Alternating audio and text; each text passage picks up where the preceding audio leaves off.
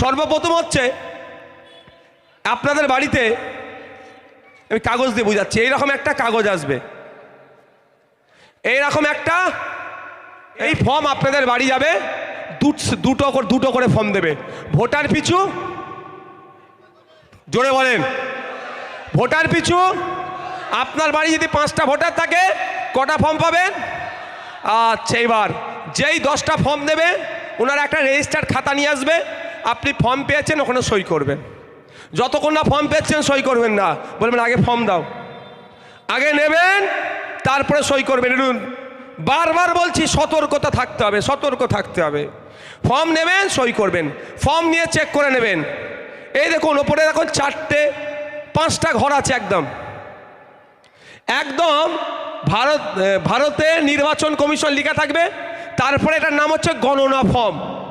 এখানে কোথাও সিটিজেন